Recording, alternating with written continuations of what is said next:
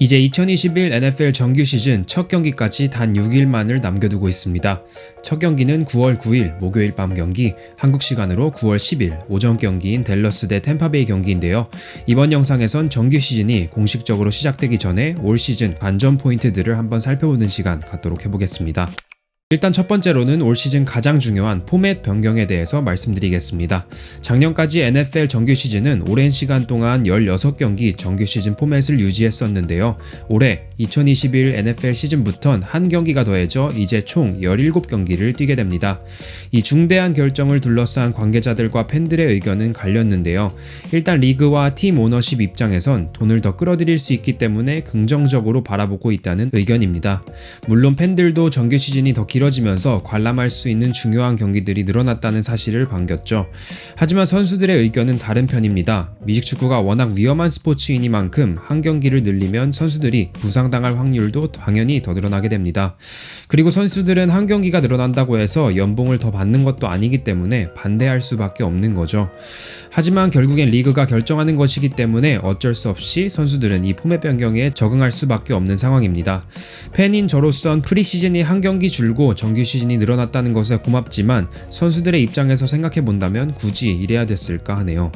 다음은 코로나에 관련된 리그 운영 방법입니다. 사실 이 방법에 대해선 아무리 리그의 입장이 확고하다 해도 확신할 수 없는 상황입니다만 현재 NFL은 백신을 받지 않는 선수들 가운데 코로나가 터진다고 해도 스케줄 조정은 하지 않겠다는 입장을 표했습니다.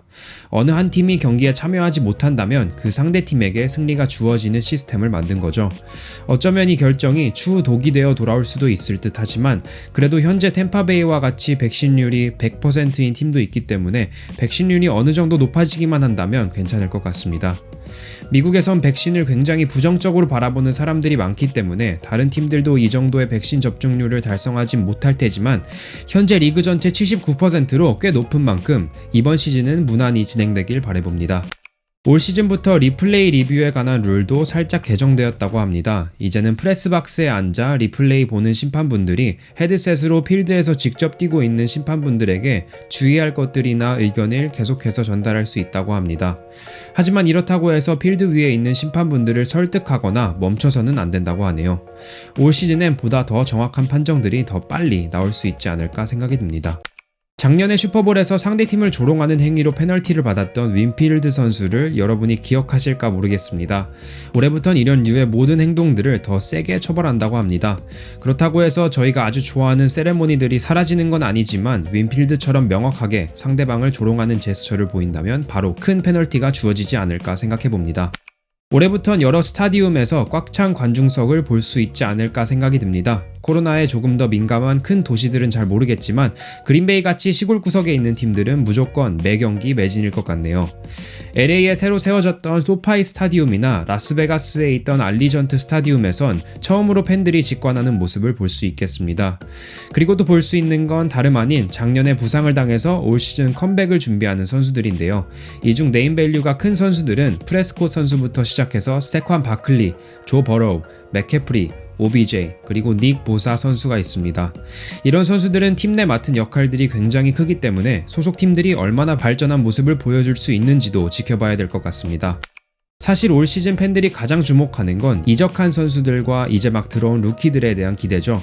이적한 선수들 중 대표적으로는 매튜 스태포드 선수와 훌리오 존스 선수가 가장 많은 주목을 받지 않을까 생각을 해봅니다. 일단 스태포드 선수는 기본적으로 나이가 이미 33이기 때문에 미래에 대한 투자보단 현재의 성공이 가장 목마를 텐데요. LA의 수비력에 기대 공격을 안정적으로 이끌어서 다시 램즈를 4년 만에 슈퍼볼로 이끌 수 있을지 한번 지켜봐야겠습니다. 또한 훌리오 존스는 이제 하향세를 보이고 있는 맷 라이언과 애틀란타를 피해 이미 런닝게임이 확고히 자리잡고 있는 테네시에 가게 됐죠. 훌리오가 쿼터백 테네이를 도우면서 런닝 데릭 헨리, 패싱 훌리오 존스 이 원투 펀치를 잘 만들어낼 수 있을지 기대가 됩니다. 이 외에도 JJ 왓 선수나 칼슨 웬츠 그리고 샘 다놀드 선수도 이제 새로운 보금자리들을 찾았는데요.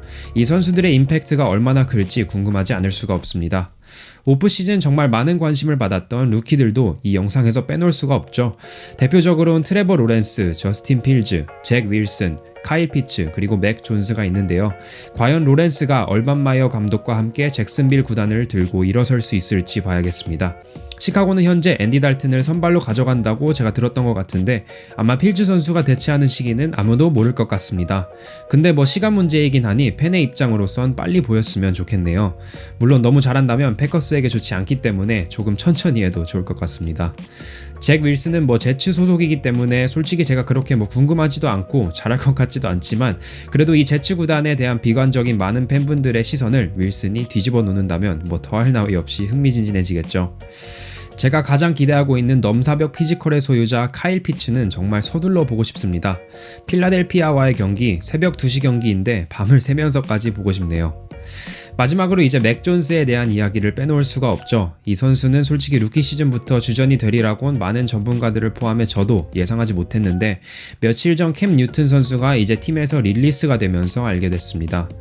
벨리책은 역시 브레이디와 비슷한 쿼터백을 원했던 걸까요? 브레이디의 옛날 사진과 맥 존스의 정말 운동선수 같지 않은 몸 사진을 보면서 괜히 비슷하다고 느꼈는데 이렇게 전개가 빠를 줄은 상상도 못했습니다. 그러고 보니 이제 캠 뉴튼을 어느 팀이 데려갈지 보는 것도 흥미로운 관전 포인트가 될 것 같습니다. 쿼터백 트레이 랜스를 깜빡했네요. 사실 샌프란 상황도 어쩌면 시카고와 비슷한 것 같습니다만 샌프란에선 아직 선발인 가라폴로가 달튼과는 달리 계속 자리를 지키려 혹은 자신의 선발 가치를 입증하려 발악할 가능성이 높아 보입니다. 그래도 언젠간 랜스가 선발 자리를 꿰차고 들어오겠죠. 사실 생각해보니 제라드 고프도 디트로이트에서 어떻게 선수 생활을 풀어나갈지, 저스틴 허버트는 어떻게 더 발전할지, 디션 왓슨은 돌아올 수 있을지, 윈스턴이 1선발일지, 투아는 선발 자리를 지킬 수 있을지 관전 포인트들이 굉장히 많은데요. 그래서 9월 9일 한국 날짜로는 9월 10일이 더욱 기다려지는 것 같습니다. 이번 영상도 봐주셔서 감사합니다. 그럼 전 다음 영상으로 찾아뵙겠습니다. 안녕히 계세요.